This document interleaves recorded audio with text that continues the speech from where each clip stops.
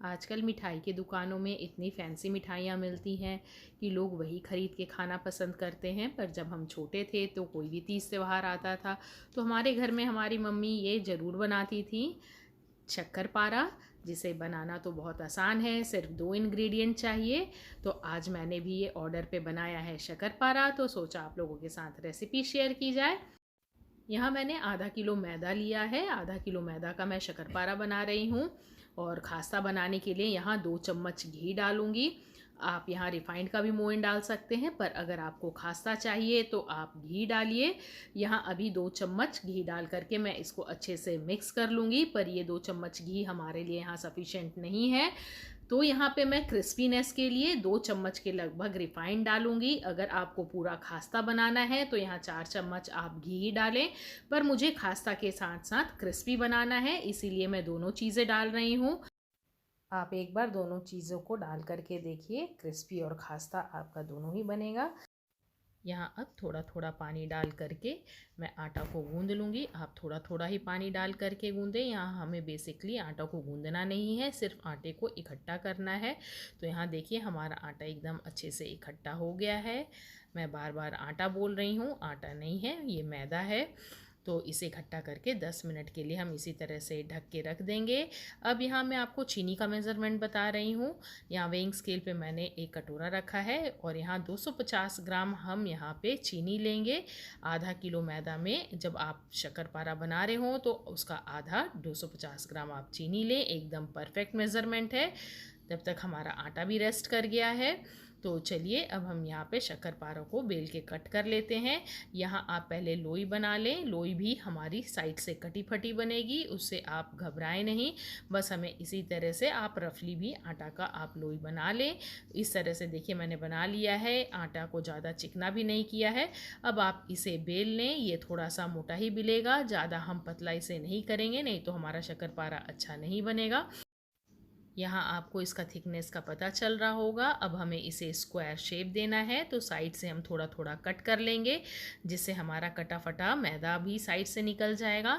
अब आप इसकी पतली पतली स्ट्रिप्स काट लें 1/2 इंच में, और फिर उसके बाद आप छोटे छोटे स्क्वायर पीस में कट कर लें, जितना भी आपको बड़ा छोटा बनाना है। पर आप छोटा छोटा ही काटें, क्योंकि चीनी लगने के बाद इसका साइज़ थोड़ा बड़ा हो जाता है। अब हम इसे प्लेट में निकाल लेंगे। तो इसी तरह से सारे शक्करपारा को हम बनाएंगे। देखिए एकदम छोटा छोटा मैंने कट किया है। प्लेट को अब हम साइड में रख लेंगे और फिर से एक और मैं आपको बेल के दिखा रही हूँ। ये लोई थोड़ी मेरी छोटी थी, इसीलिए इसे छोटा बेला है, और इसे भी वैसे ही छोटे छोटे पीस में कट कर लिया है। तो चलिए, इतना हमारा जितना हमने शक्करपारा काट लिया है, अब हम इसे तल लेते हैं। यहाँ ऑयल को गरम कर लिया है। पहले शक्करपारा को आप एकदम हॉट ऑयल में डालें, और डालने के बाद तुरंत आप इसको एकदम मीडियम कर दें। पूरा शक्करपारा हमारा मीडियम फ्लेम पे ही ये तलेगा, एकदम धीमी धीमे आंच पे, तभी हमारा शक्करपारा बहुत ही क्रिस्पी और खास्ता बनेगा। तो देखिए यहाँ इसके लेयर्स खुल के आ रहे हैं, इसका मतलब है हमारा ये शक्करपारा बहुत ही क्रिस्पी बना है। और यहाँ हमारा शक्करपारा देखिए एकदम इस तरह से रेड हो जाएगा, तब हम इसे निकाल लेंगे। इसी तरह का हमें सुनहरा करके सारे शक्करपारा को तल करके निकाल लेना है। और सबका लेयर्स भी आपको दिख रहा होगा।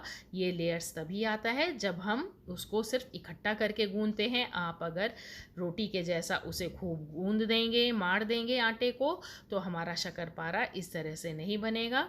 इसी तरह से सारे शक्करपारा को मैंने एक के बाद एक बैच करके मैंने तल लिया है। और इसे तलना ही थोड़ा सा ट्रिकी है, एकदम मीडियम फ्लेम पे हमें तलना है। तेज़ आंच में बिल्कुल भी ना तलें, नहीं तो हमारा शक्करपारा अच्छा नहीं बनेगा। बातों ही बातों में हमारा सारा शक्करपारा भी तल गया है।